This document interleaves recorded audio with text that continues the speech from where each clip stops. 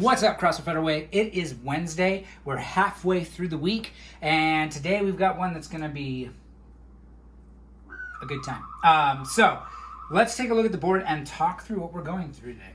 We're starting off with 2 sets of 1 complex. That complex is 4 different movements. We have a deadlift, a cluster, which is a squat clean thruster. Yes, you have to squat. Too bad. I'm sorry. Not sorry. Back squat, and then a behind the neck push press. And then after you finish those two times through that complex, you go 20 double unders. Here's the kicker: 25 rounds for time. So expect this one to take some time. Expect that it's going to start off feeling pretty easy, and then as you get through maybe 5, 6, 7, 8, maybe 10 rounds, all of a sudden it starts to get to be a little more of a grind. Those last 5 to 7 rounds are going to be pretty gnarly depending on what your weight was. If you go lighter weight, this is a great one to break a sweat and just keep moving. If you go a little bit heavier, this is a great one to challenge yourself, especially if you have access to a barbell, or maybe you only have 50-pound dumbbells. Maybe you only have 35-pound dumbbells. Challenge yourself on that stuff. You can always scale the number of rounds down if you're trying to look to scale something accordingly to what implements you might have and the weight that you have for that. So what I'd be looking at for this in terms of time domains is, for a proficient athlete, this is probably anywhere from 30 seconds to a minute, depending on transition times and if you have to drop that bar or anything else like that. So if we're looking at that, this is going to be anywhere from 25 to 30-minute workout. So if I'm looking to scale something, think about how long every round's going to take, and if it equates upwards to that, I would say probably we're going to have athletes that do this on the 20-minute side, possibly even less than that for ones that are very proficient at these movements, and depending on the loading. So think about what's going to equate to no more than, say, let's say 35 minutes, just to be on the safe side if you find yourself resting a lot. But this should be a longer time domain workout for sure.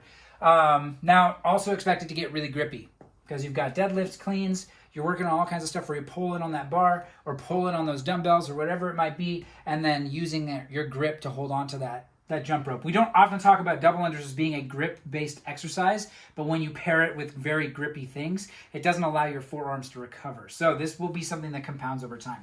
Now let's talk a little bit about that complex. So looking at it, deadlift, cluster, back squat, behind the neck, push press. Your deadlift starts on the floor, finishes at the top. You're going to go back down and straight into a squat clean thruster.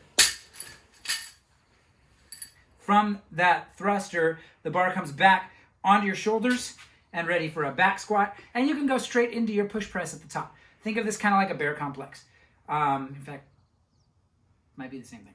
Anyway, so up and push press off the back, off the shoulders. From here, going into my next rep, deadlift, that squat clean thruster, back squat, behind the neck push press. So that's my 2 reps of my complex. And then grab my jump rope and do 20 reps of double unders. If I don't have dubs, it is 2 to 1. So 40 singles every round. That's a lot of jumping, and your calves will let you know if too much is too much. So what I want you to think about is, when you're warming up, give those calves some love, or especially post-workout, give those calves some love. A lacrosse ball or foam roller or a floss band, something to get in there and give that soft tissue a little bit of care and attention, because that's a whole lot of jumping when we're doing 25 rounds of that. So